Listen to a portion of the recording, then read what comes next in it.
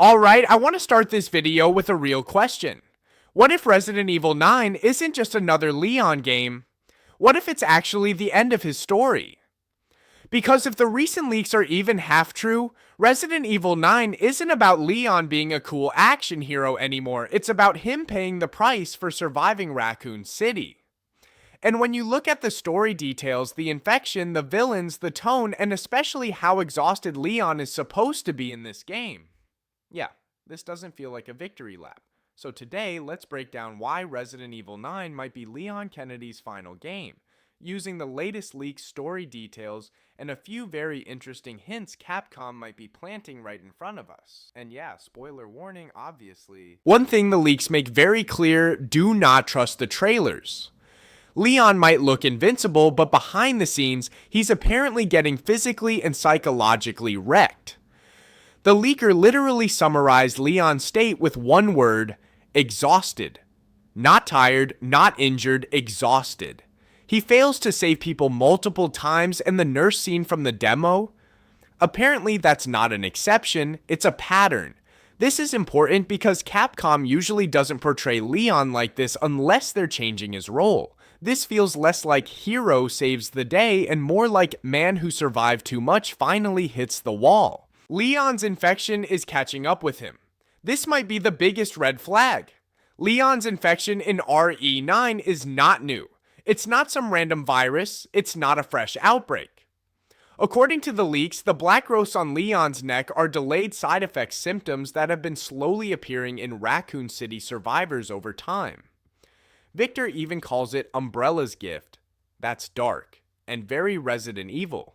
Even worse, Leon is not alone. At least 6 other Raccoon City survivors reportedly died from the same condition, and Leon knows this. So this isn't about if the curse gets him, it's about when, which ties perfectly into the next major theme. Time isn't just a theme in RE9, it's basically the villain. The leaks mention time constantly story-wise, mechanically, emotionally. Leon and Grace are racing against time. Leon's condition is worsening over time. Survivors are dying over time. Even the dialogue reflects this. One line straight up says, "You probably want to know if there's a cure for your condition, Mr. Kennedy." That doesn't sound hopeful. That sounds like someone talking to a patient, not a soldier. If this really is Leon's final game, then time being the core theme makes perfect sense. Let's talk about Victor.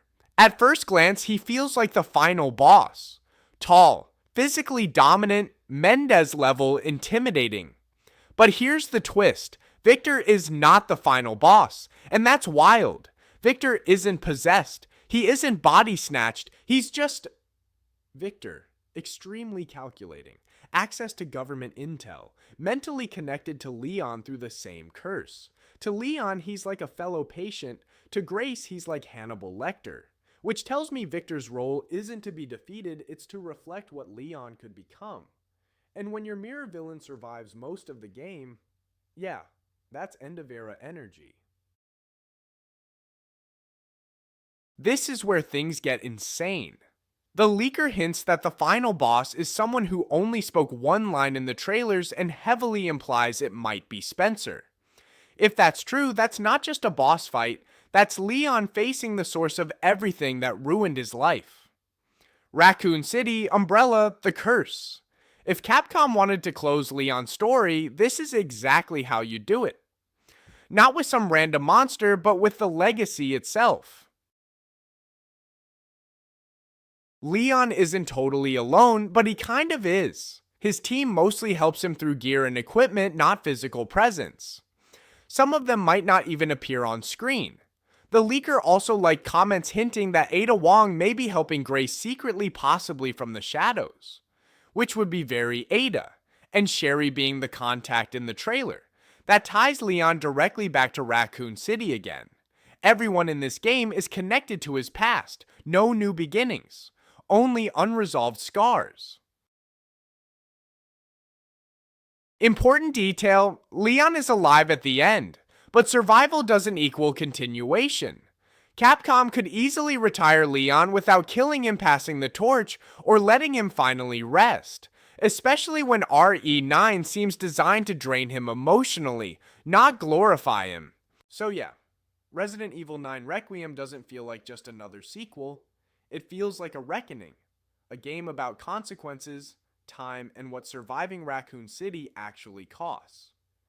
If this really is Leon Kennedy's final game, then honestly, this might be the most respectful way Capcom could end his story. But what do you think?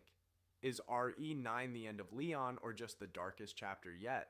Drop your theories below, hit like if this helped, and subscribe if you want more RE9 breakdowns as we get closer to the reveal. And trust me, with State of Play rumored this week, we might not be waiting much longer.